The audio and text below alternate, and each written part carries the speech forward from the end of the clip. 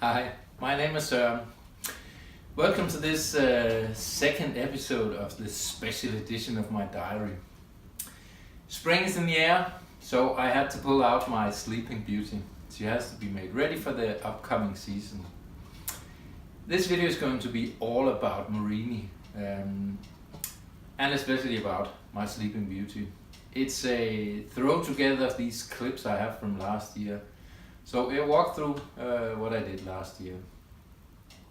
There will be some machining, some fiberglass work, some work with foam rubber, different kinds of work. Hope you'll enjoy.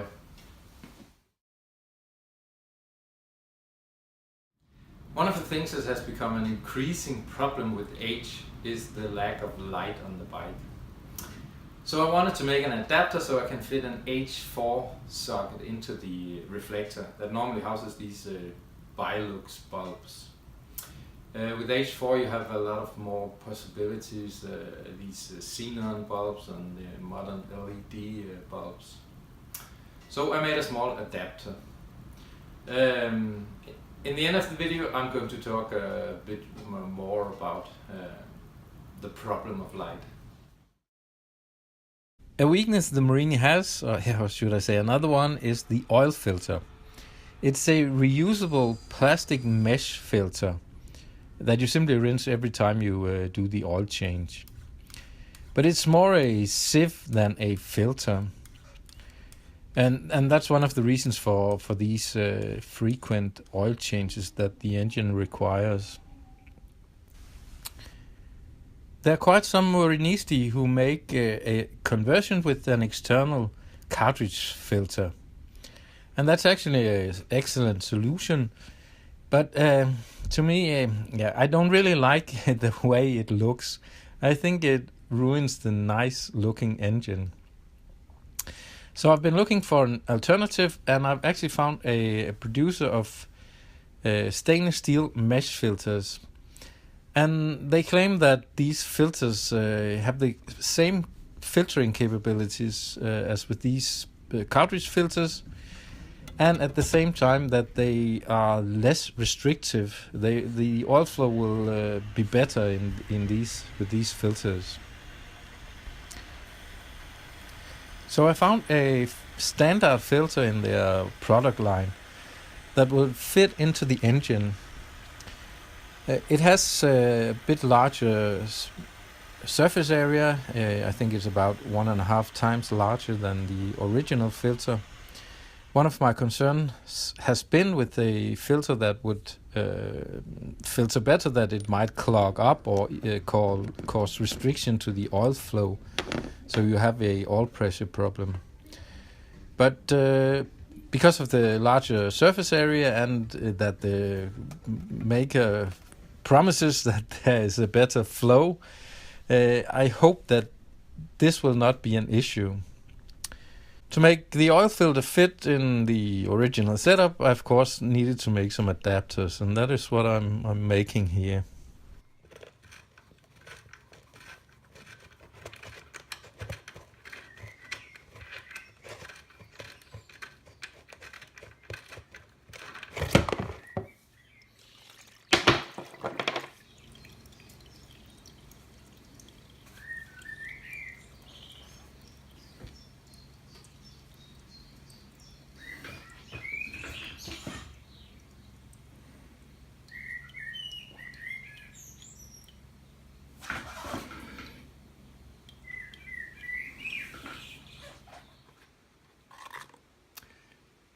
It's always with the high expectations that you, and also a bit of fear when you take out the filter to look if there are any pieces of gold in there. But this time there's nothing, so I'm quite pleased with that. There's also barely anything in the plug, so this time no problems.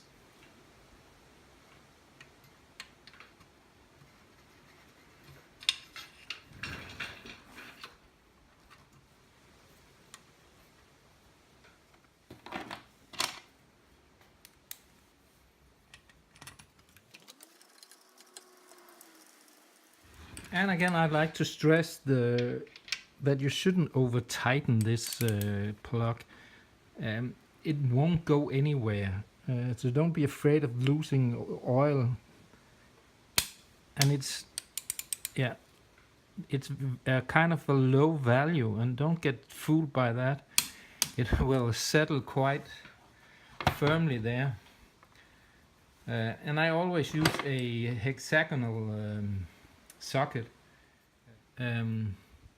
This one will most likely ruin the plug. It's very soft, so it needs to have some good surface contact. And here's a small tip. If you have a hydraulic press, you can flatten the dipstick. I don't have one, so I've hammered it and filed it a bit. And then you fill the correct amount in the engine and make a mark. With the flat surface, it's much more easy to see the oil level with fresh oil.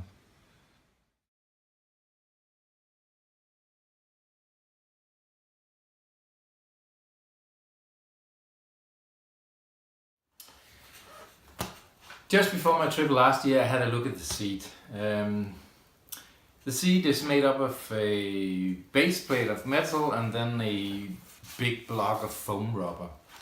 And the foam rubber has a tendency to get tired over years, and I thought that was the case because I was sinking further and further into the seat. But when I looked at it, it was much worse than expected because the base plate was badly rusted. So I had to repair it, weld some new pieces in. And while I was at it, I thought I might as well do what I've been planning to do for quite some time, and that was to build up the shape in fiberglass and then have a thin layer of foam rubber instead of this big block of foam rubber. I like a seat to be very hard instead of this very soft foam rubber. And another thing I would achieve with building it up like that, I would get a storage space in the seat. Sometimes when I've have been on my trips, I would have liked to have just a little bit more tools with me. And with a storage space in the seat, I would have plenty of room. So first thing was of course to make a mold and then make the fiberglass casting over it.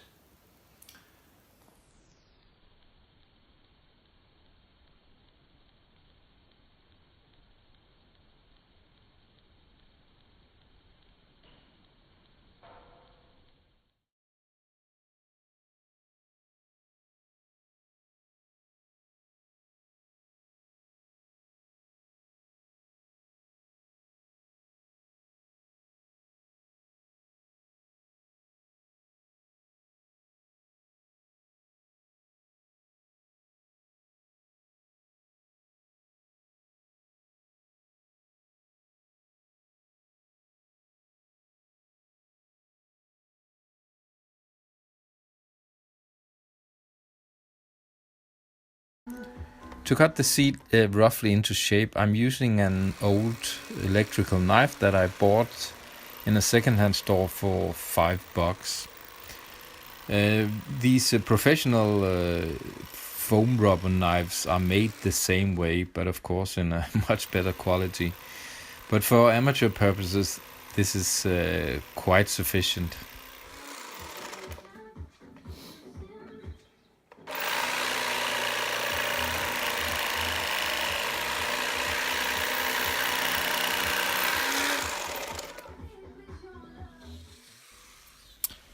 The final shape is made with an angle grinder and a rubber backing pad and some very coarse abrasive discs. And you make these fast, very light strokes It's very important not to use a finer grid, and the movements cannot be too slow, because otherwise the disc will simply be sort of sucked into the foam rubber. So these fast and light strokes, with these you can actually make the shape very smooth and very precise.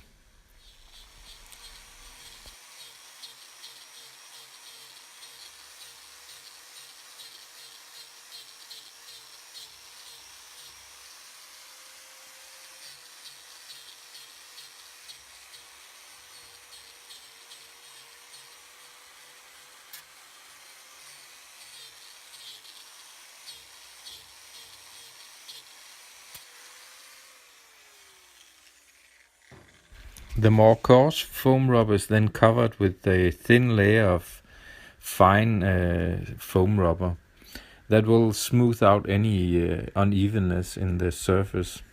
Otherwise you might see it through the cover. The finish of the lid and the underside of the seat isn't very nice, but I simply hadn't time for making it better. But that I can always do in the future.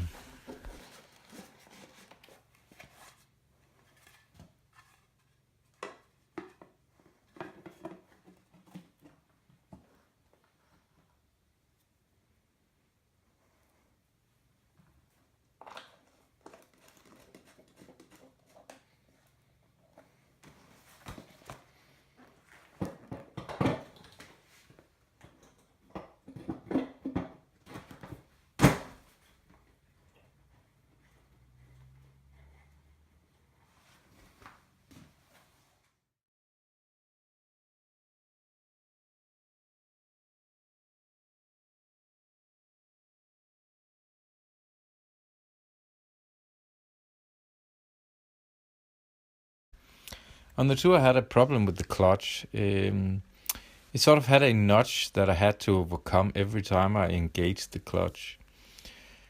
And I found out that the clutch lever at the engine had some deep wear marks that was causing the problem. So it had to be smoothed out in some way. And in Spain there are lots of these volcanic rocks that they use everywhere as a decoration. So at the camping site I ground the lever smooth again.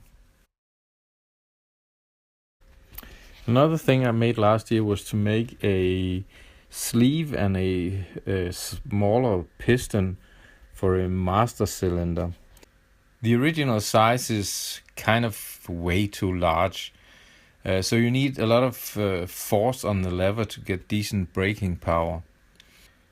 With two discs, the original size is 19 millimeters, and with one disc it's 16 millimeters.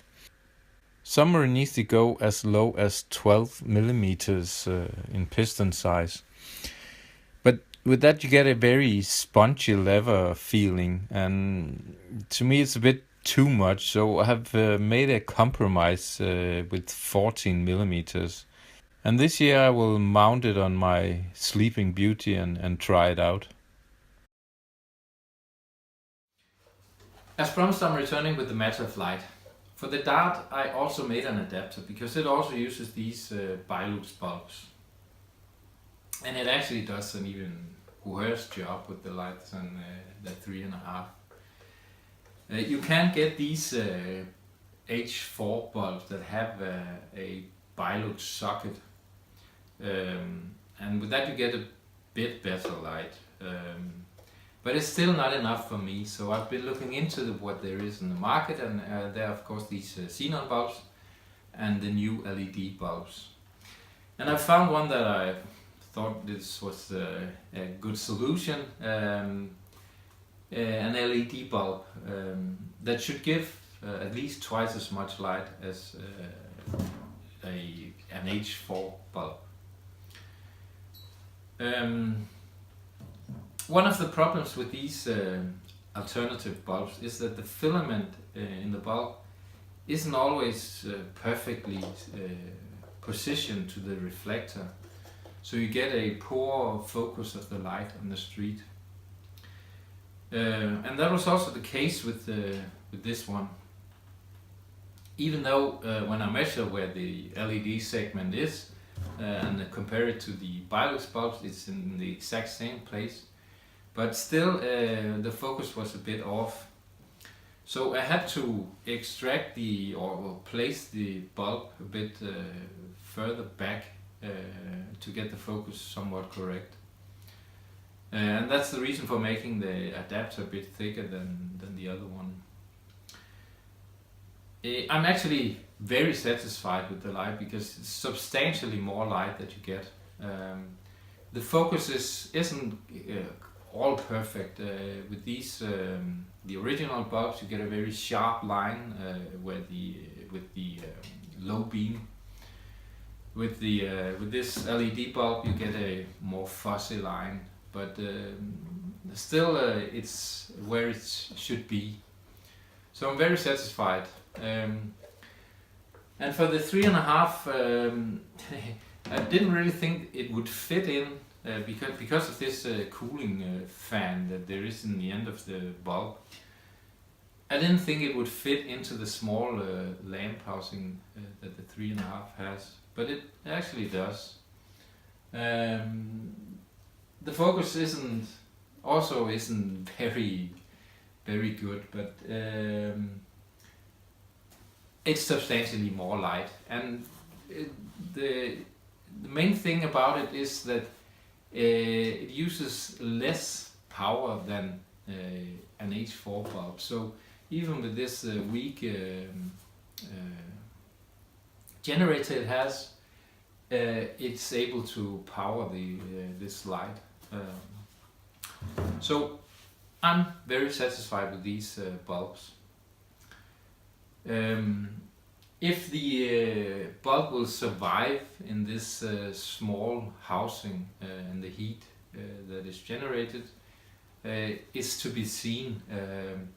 But you can get other bulbs that instead of a cooling fan have a band of copper wiring or mesh that will extract the heat from the bulb.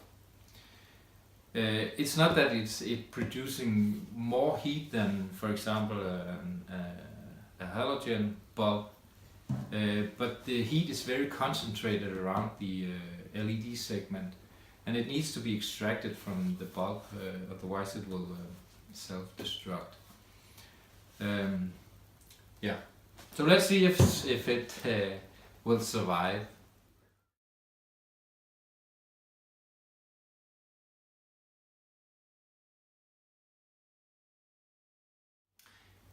That's it for now. I don't think there will be a third video in this retrospective series. The material I have, I don't think it's worth putting together to a video. So the next one will hopefully be a regular and somewhat up-to-date entry in my diary. Thank you very much for watching. Thanks for all the likes. Thanks for the wonderful comments. They're very dear to me. And thanks for the subscriptions. Recently I've passed 2,000 subscribers, which is still baffling to me. So thank you very much for that.